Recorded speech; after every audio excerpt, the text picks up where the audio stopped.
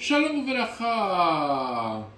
Vamos a continuar con la historia de los hebreos en Cuba y ahora en este capítulo 15 que vamos a dar una conclusión a la situación de la United Hebrew Congregation en el año 1956 y vamos a regresar a la Enciclopedia Judaica Castellana donde nos habíamos quedado y continuar entonces con el proceso migratorio de los nuevos hebreos que empezaron a arribar a Cuba.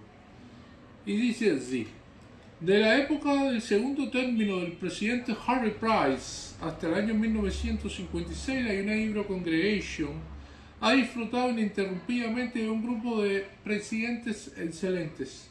En el año 1956, con su presidente Morris Mayorkas, ha sobrepasado a sus predecesores con genialidad y una gran habilidad de mantener grandes volúmenes de trabajo en diferentes comisiones de una manera armónica.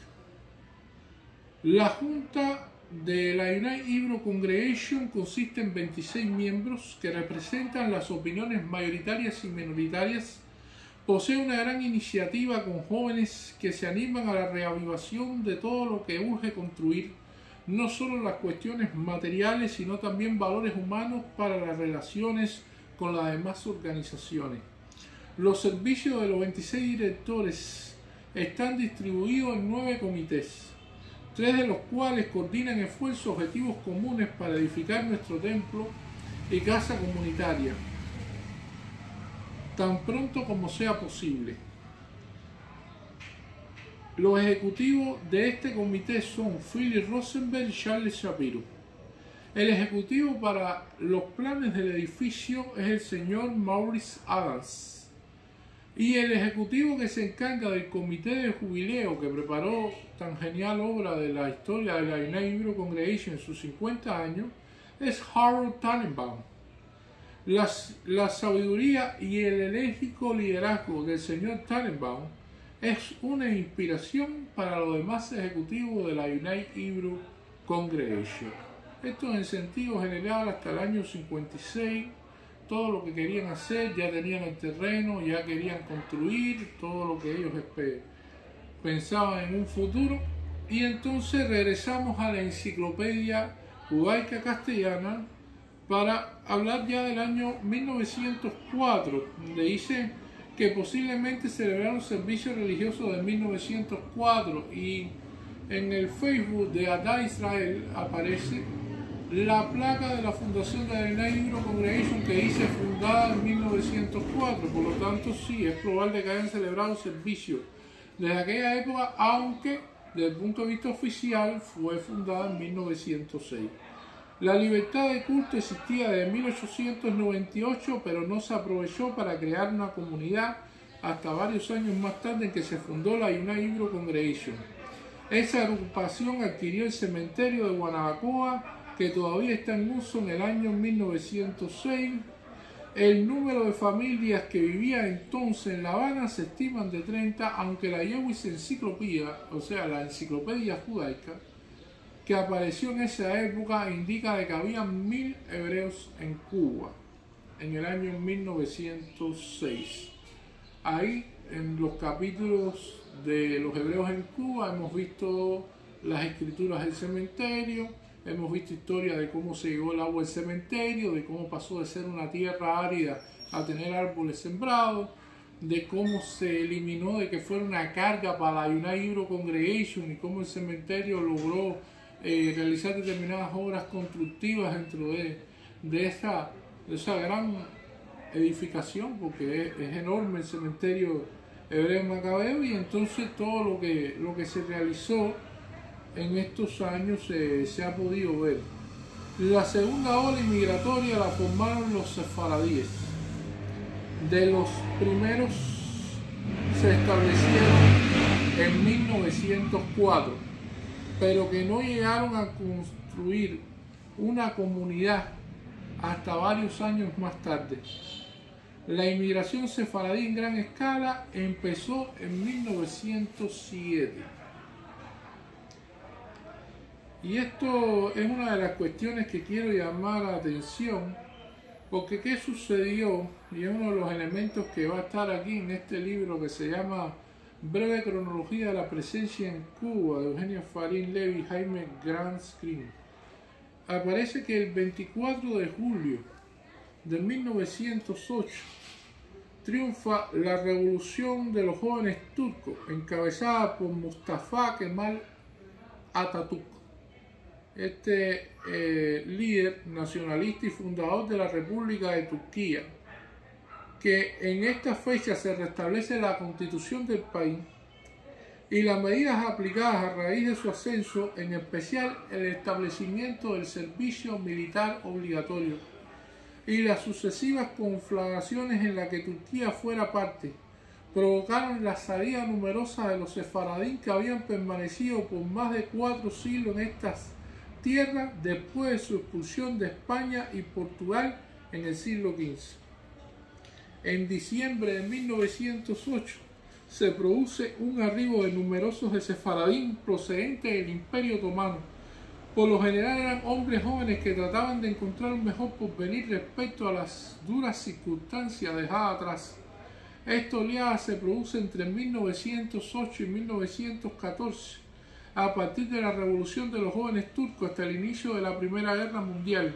Algunos habían viajado inicialmente a Estados Unidos y al no adaptarse buscaron apoyo en la Hebrew Immigrant Aid Society, ICE, para dirigirse a otros países latinoamericanos. Y es un hecho también de que como ellos hablaban ladino y con las buenas relaciones que existían entre Cuba y Estados Unidos, aunque muchos tuvieron visa para irse a Estados Unidos y no se lograron adaptar en un principio, después llegaron a Cuba porque precisamente no había esa barrera idiomática, se podían entender y también el clima, el ambiente en Cuba era diferente y por lo tanto se adaptaron más a Cuba que al propio Estados Unidos. Eso también es parte de la historia de los sefaradín.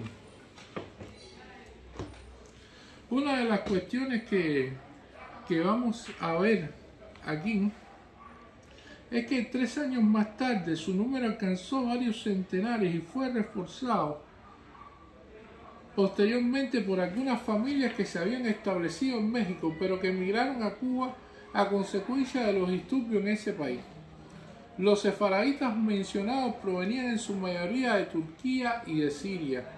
En 1914 crearon la Sociedad de Beneficencia de Culto Shevetajín, con lo cual se creó mayor interés religioso y tradicional de lo que era posible con los elementos asimilados de la United Hebrew Congregation. Evidentemente la United Hebrew Congregation es una sinagoga reformista con una manera distinta y se separaban también los dos grupos, o sea, la United Hebrew Congregation estaba separada de los judíos sefaradín porque precisamente la situación económica de los judíos que venían de Estados Unidos era muy superior a la de los judíos sefaradín. La de los norteamericanos era notablemente superior a la de los sefaradín. En cuanto a los judíos de Turquía, de las tierras del Mediterráneo y del norte de África, fueron las primeras olas de inmigrantes de judíos sefaradín. Su lenguaje era el ladino, una forma de español del Renacimiento mezclado con hebreo y que se escribía con letra de Rashi. Sus ancestros habían sido los 200.000 hebreos expulsados por los reyes católicos Fernando e Isabel de ese país unificado, que sería España, por la caída de Granada el 2 de enero de 1492, donde llevaban viviendo 400 años. Una minoría era Yehudí, que hablaba griego y pertenecía a la judeidad bizantina. Estas notas que estamos leyendo son sacadas del libro Tropical Diáspora, Diáspora Tropical, el cual también es muy interesante. Algunos de los hebreos sefaradín eran descendientes de los judíos expulsados de Portugal en 1497. La mayoría de los judíos sefaradí que llegaron a Cuba en el comienzo del siglo XX eran descendientes de los judíos exiliados de la península ibérica en el siglo XV. La inmigración sefaradí a Cuba difiere de sus patrones en el hemisferio, y es que el número de hebreos de Siria y el Líbano es relativamente insignificante, y esto entra a veces en contradicción con lo que dice la enciclopedia judaica castellana, que dice que habían bastantes judíos sirios. aunque siempre los turcos sobrepasaron más a los sirios. Los judíos sirios prefirieron ir a México o a Nueva York, donde se establecieron sus comunidades. Como resultado, solamente 30 a 40 familias sirias se establecieron en Cuba, que por una generación mantuvieron su identidad siria y sus tradiciones. Por el otro lado, Cuba recibió más emigrantes de Turquía que de otra parte de Latinoamérica, y muchos de ellos eran yehudí. Familias de dos ciudades pequeñas principalmente. Aparece una ciudad que se llama Silivri, que está cercana a Estambul, quienes fueron mayoritariamente a Camagüey, y otra ciudad que aparece con el nombre de Kiflisi, que es cerca de Dinde, quienes también se fueron a Oriente.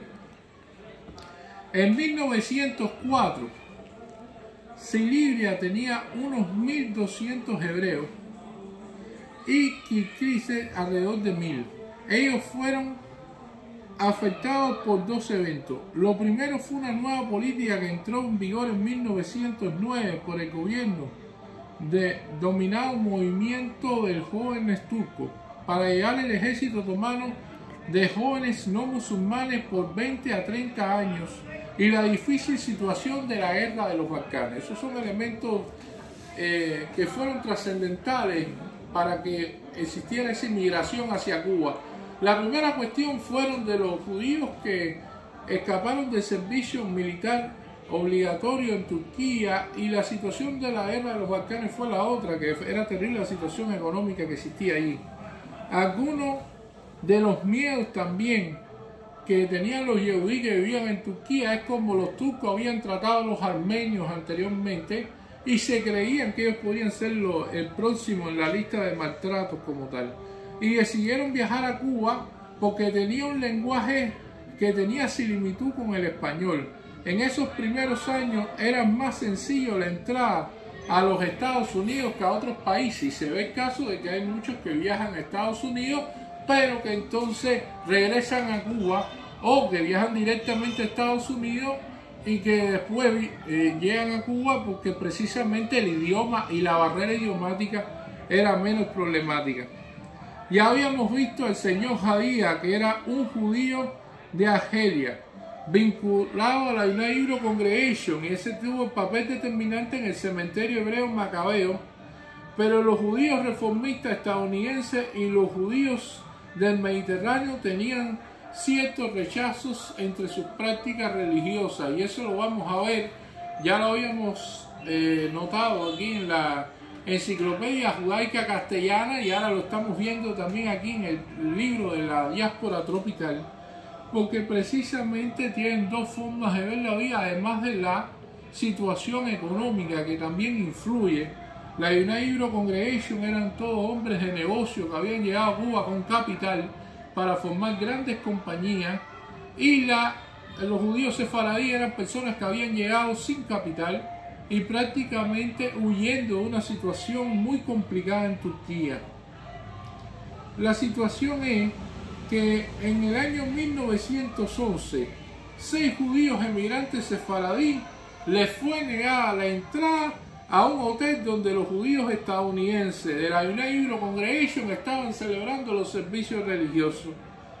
Eso desencadenó evidentemente una respuesta, precisamente por el rechazo que tuvieron los judíos estadounidenses de la United Hebrew Congregation a los judíos sefaradíes que querían participar en los servicios religiosos de la United Hebrew Congregation. En el año 1914, en el mes de noviembre, crean su propia congregación los judíos sefaradín, que fue la congregación Unión Israelita Shevet Ahim, acompañada de varios cuerpos auxiliares, incluyendo también uno de ayuda social. Los sefaradíes crearon asociaciones en Manzanillo, Ciudad de Ávila, Camajuaní, Colón, Camagüey, Guantánamo, Artemisa, Matanza, Santiago de Cuba, etcétera. Prácticamente en muchas localidades de nuestro país, a lo largo y ancho, los sefaradíes tuvieron una amplia creación de asociaciones, de comunidades, de lugares en los cuales realizaron sus servicios religiosos. Eso fue un elemento fundamental. En el próximo capítulo vamos a continuar ampliando las informaciones con respecto a los judíos sefaradíes. Muchas gracias.